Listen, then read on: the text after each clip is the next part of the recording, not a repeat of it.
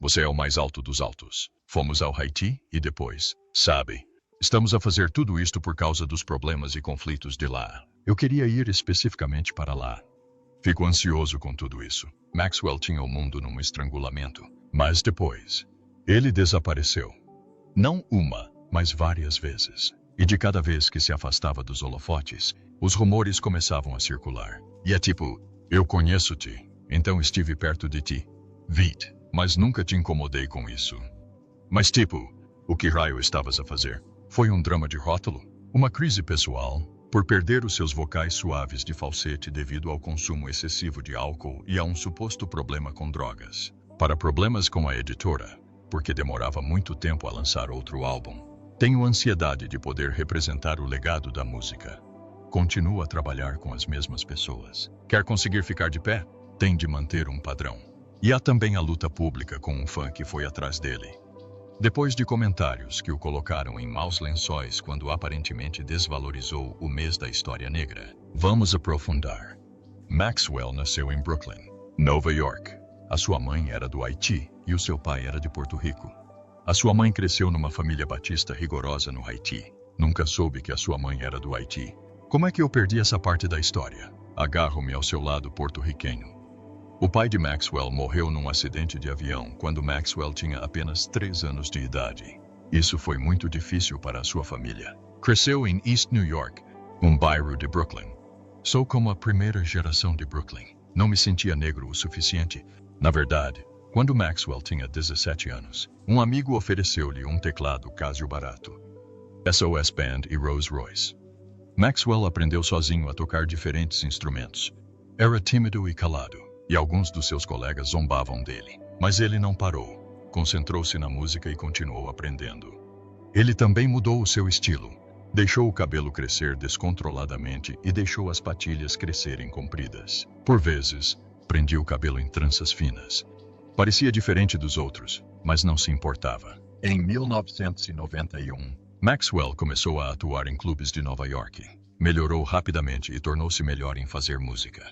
Encontrou um estúdio de gravação com 24 faixas e começou a gravar as suas músicas. Gravou uma fita demo e partilhou-a com os seus amigos.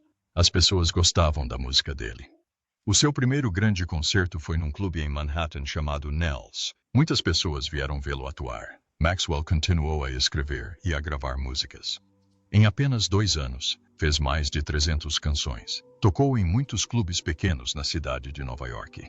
As pessoas começaram a falar sobre ele.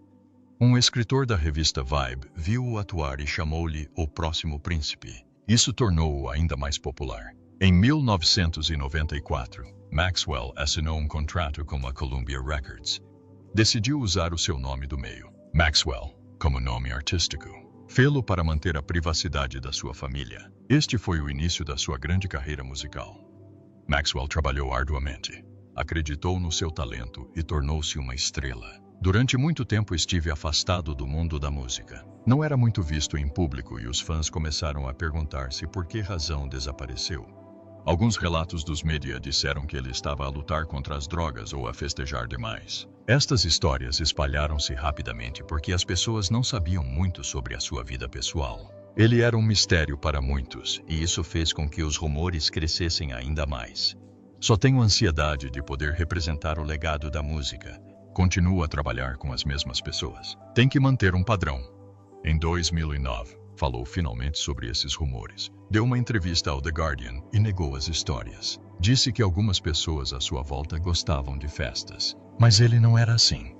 Explicou que precisava de uma pausa, não por causa das drogas, mas porque queria tempo para descansar e pensar. Disse que era apenas uma pessoa calada que não gostava de muita atenção.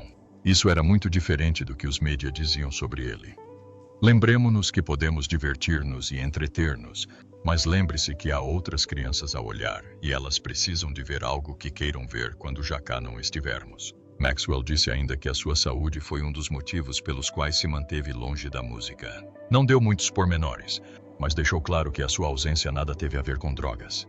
Ele queria que as pessoas compreendessem que, por vezes, os artistas precisam de tempo para cuidar de si próprios. Só porque alguém desaparece, não significa que esteja a fazer algo de mal. Ele queria voltar apenas quando se sentisse preparado. O mundo da música estava sempre a mudar. Havia muita pressão para se manter popular e seguir as novas tendências. Numa entrevista, admitiu que nem sempre foi fácil. Disse que havia pressão para permanecer diferente, mas ainda assim ter tanto sucesso como outros cantores. Sabia que permanecer fiel a si mesmo significava correr riscos, mas acreditava que a melhor música vinha de emoções reais. Não se concentrou em coisas como carros, roupas ou fama. Em vez disso, cantava sobre sentimentos que todos conseguiam compreender. Desgosto, Dr. Amor e querer ser suficientemente bom. Estas eram coisas que ligavam todas as pessoas, por mais ricas ou famosas que fossem. Assim, com o tempo, os fãs de Maxwell perguntaram-se por quê. Quando voltou, a sua voz soava diferente. Alguns dizem que ainda soa como o velho Maxwell, enquanto outros dizem que a sua voz mudou. Em entrevista, Maxwell falou sobre esta mudança e explicou por que é que ela aconteceu. Durante uma entrevista, quando questionado se a mudança na sua voz foi uma escolha, Maxwell disse que sim. Explicou que, à medida que envelhecia, a sua voz mudava naturalmente. Quando era mais novo, tinha um falsete muito limpo e suave. Mas a vida, a experiência e até coisas como beber whisky tiveram um efeito na sua voz. Disse que queria que a sua nova música tivesse um som mais corajoso. Não queria depender do falsete o tempo todo. Em vez disso, queria explorar outras partes da sua voz. Maxwell também falou sobre a sua música como se fosse uma história, semelhante a uma série de TV. Explicou que os seus álbuns estão ligados, como temporadas diferentes de um programa. Já sabia como seria o próximo álbum, mas os fãs só conseguiam reagir ao que tinham no momento. Disse que às vezes era difícil porque as pessoas julgavam uma parte da história sem conhecer o quadro completo. Mas estava feliz por as pessoas ainda se preocuparem com a sua música. Sabia que a indústria mudava a todo o momento e que novos artistas podiam surgir e ganhar destaque. Brincou dizendo que se as pessoas parassem de ouvir a sua música, talvez tivesse de encontrar um novo emprego, como agente imobiliário. Mas, por enquanto, estava grato porque as pessoas ainda queriam ouvir a sua música. Quando questionado sobre o motivo de tanto intervalo entre os seus álbuns, Maxwell admitiu que cometeu um erro ao prometer novos álbuns todos os anos após o lançamento de Black Summer's Night em 2009. Disse que sentiu pressão após o sucesso do álbum.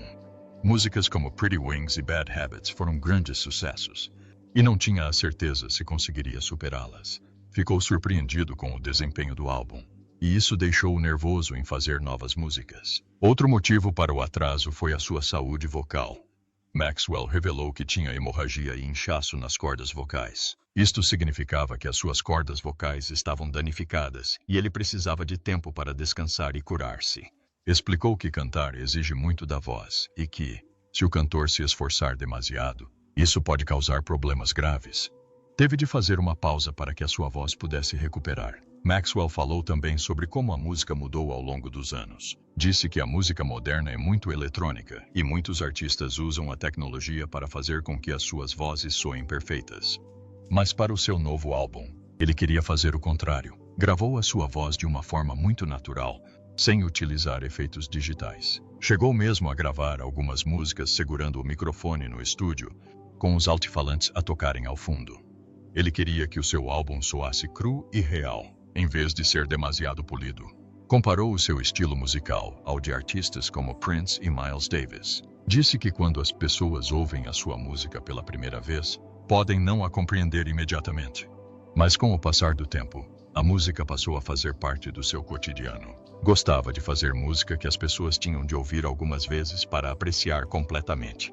Não queria seguir uma fórmula nem fazer música que soasse como a de todos os outros.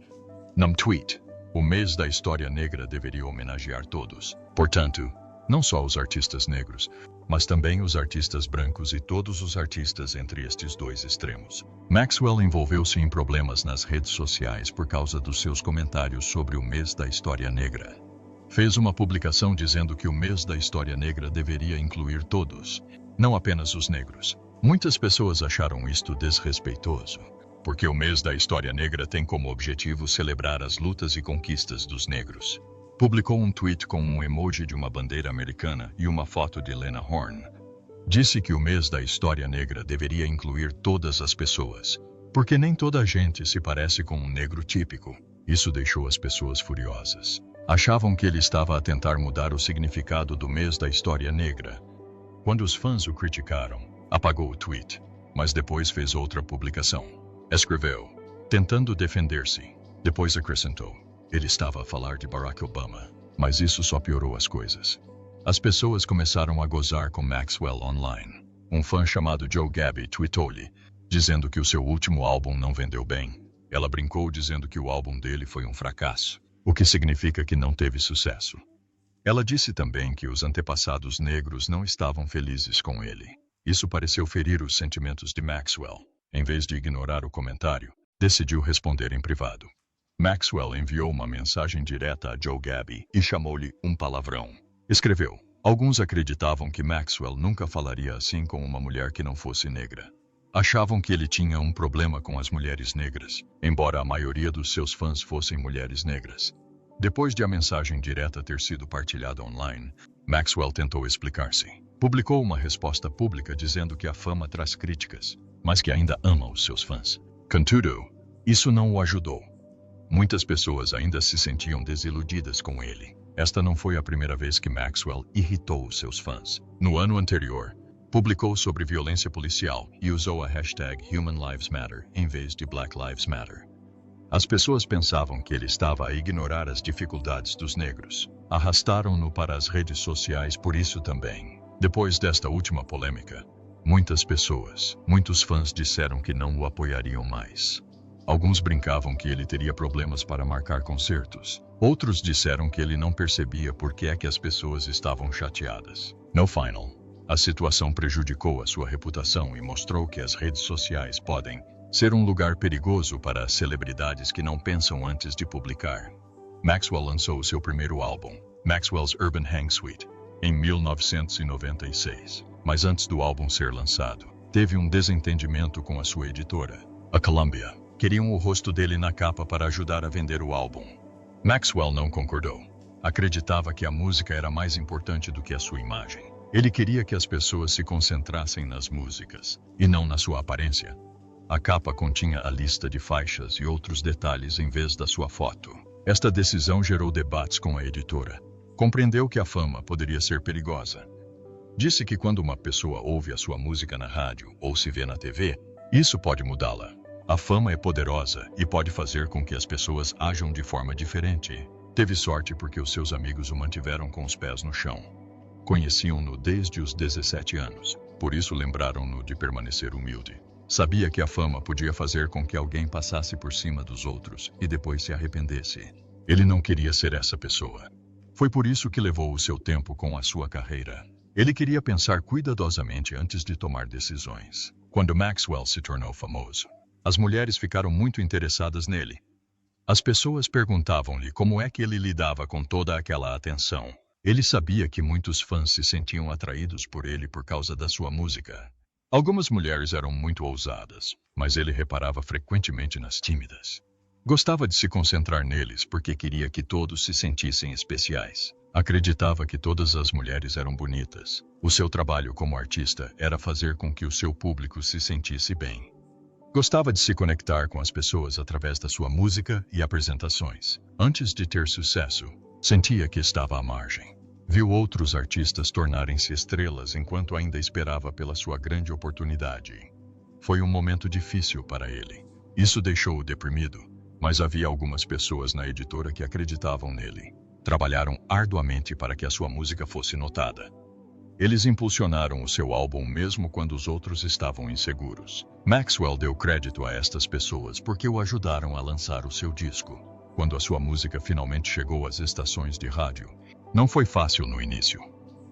Embora algumas pessoas não tivessem a certeza sobre ele no início, a sua música falava por si. As estações de rádio passavam as suas músicas porque eram boas, não por causa da sua aparência.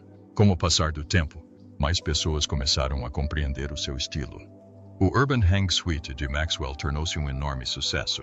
A sua voz única e som suave conquistaram os fãs. A sua decisão de não mostrar o rosto na capa do álbum mostrou que se preocupava mais com a sua arte do que com a sua imagem. Maxwell lançou o seu segundo álbum, Embrya, a 30 de junho de 1998. Muitos críticos musicais não gostaram. Disseram que o álbum soava muito diferente do primeiro. Alguns achavam que as músicas eram difíceis de entender. Outros achavam que a música era demasiado complicada. Maxwell correu um grande risco ao fazer um álbum diferente dos seus trabalhos anteriores. Ele queria experimentar algo novo, mesmo que as pessoas não gostassem. Não se importava de perder fãs. Ele queria fazer música que fosse adequada para ele.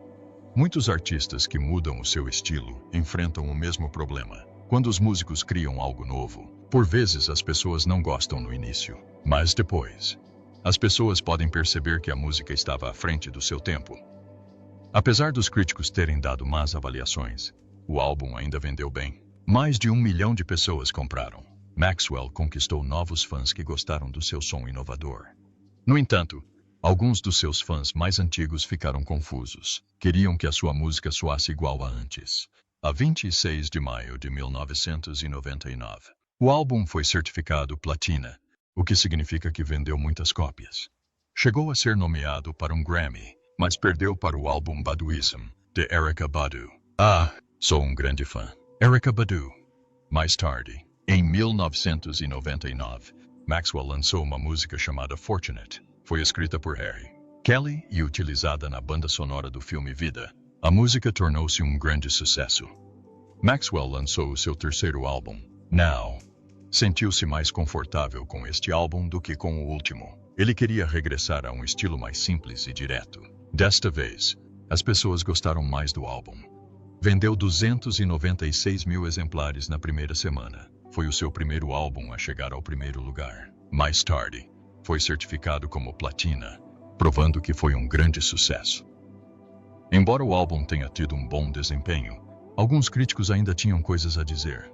Alguns achavam que as composições de Maxwell não eram tão fortes como antes. Outros compararam-no aos seus álbuns anteriores e acharam que não era assim tão bom.